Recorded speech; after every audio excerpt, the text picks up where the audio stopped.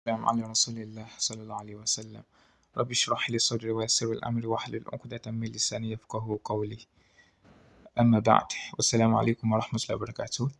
So we've ended with تقسيم الفعل باعتبار زمنه. So the classification of the verbs according to their time. Now we're moving on to the next topic, which is going to be الفاعل. الفاعل. الفاعل literally means the subject.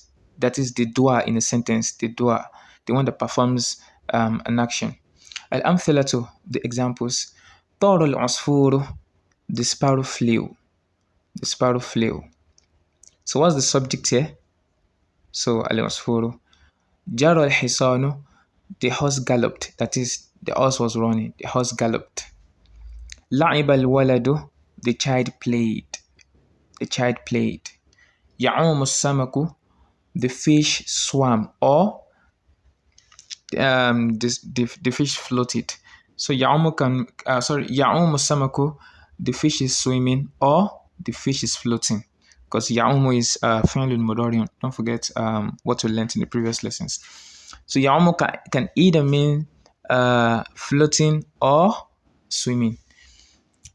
يلسع البعوض, the mosquito is stinging, or the mosquito stings. Mosquito stings. تأكل البنت, the girl is eating. البحث. الأمثلة السابقة كلها جمل. The examples we just read now, all of it are sentences. وكل جملة منها, and each sentence from it تتكون من فعل واسم. Each sentence from it is comprised of a verb and a name or a noun. وإذا بحثنا في الأمثلة الثلاثة الأولى. So if we are to look in the first three examples, نرى أن الذي طار هو العصفور. We'll find that the one who flew is what is the sparrow, the عصفور. والذي جرى هو الحصان, and the one who galloped, who ran is the horse. والذي لعب هو الولد, and the one who played is the child. فيكون العصفور هو الذي فعل الطيران. So it will be that that the sparrow is the one that performed the action of flying. والحصان هو الذي فعل الجري, and the horse is the one that performed the action of galloping. والولد هو الذي فعل اللعب, and the child is the one that performed the action of playing. ولذلك, so because of this, يسمى كل واحد من هذه الأسماء الثلاثة فاعلا. So each word from these names, or from these nouns, from these three nouns, is called fa'ilan. Fa'il, that is the subject, the one that's performing the action. وكذا يقال في بقية الأمثلة. So the same is the case for the rest of the examples. وإذا نظرنا إلى كل اسم في الأمثلة السابقة. So if we are to look at each name in the preceded examples, وجدناه مسبوقا بفعل, we will find that it has been preceded by a verb. ووجدنا آخره مرفوعا, and we'll find that each name from these names is marfu, and that is, it is the state of rafan. It has dumma on its last letter. It is in the nominative case. القاعدة السابعة. الفاعل, the subject. اسم, it is a name or a noun. مرفوع, that is in the nominative case, having dhamma on its last letter, or alif and nun in the case of a muthanna, of a dual, or waw and nun, depending. We're going to treat that in sarf, inshallah, bi'idhnillah. اسم مرفوع, in the nominative case, تقدمه فعل, that has been preceded by a verb. ودل على الذي فعل الفعل, and it's indicating, it's pointing to a person or something that has performed an action. So verb has preceded it already. For example, لعب الولد, لعب is a verb, and الولد is what? Is the subject. So that's the condition. So it is a noun in the nominative case that has been preceded by a verb. طيب, exercises. نموذج. حضر الغائب. Now we want to start doing i'rab. Now this is where the real excitement starts, the real work starts. حضر الغائب. So حضر, what's the i'rab of حضر? حضر فعل ماض مبني على الفتح. Although that is, but let me just say it. فعل ماض مبني على الفتح لا محل لها لا محل له من الإعراب. لا محل له من الإعراب. I've already explained why we say لا محل له من الإعراب in صرف. Why? Because we can't say it is مرفوع or منصوب or مجرور. That's why we say what?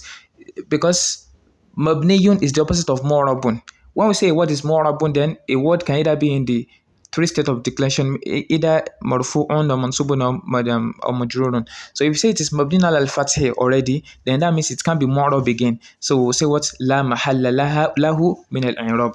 Then we have al-ghaib. Al-ghaib is what? Fa'ilun marfu'un. Fa'ilun, a subject. Marfu'un in the nominative case. Wa alamatu raf'ihi ad-dammatu adh-dhahiratu ala akhirih.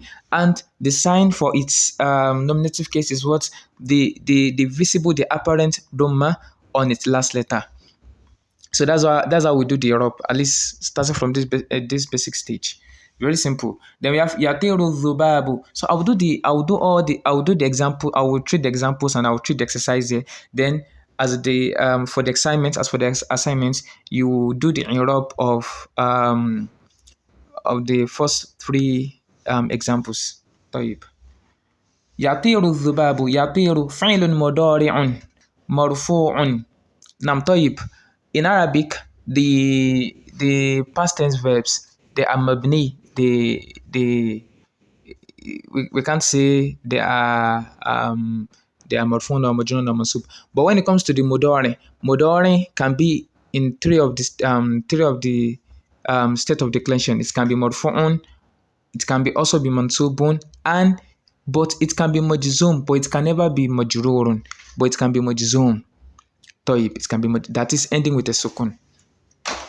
So yatiru fi'lun mudari'un. It is a present tense verb. Marfu'un wa alamatu raf'ihi ad-dammatu adh-dhahiratu ala akhirih. Then adh-dhubabu fa'ilun. It is a dua.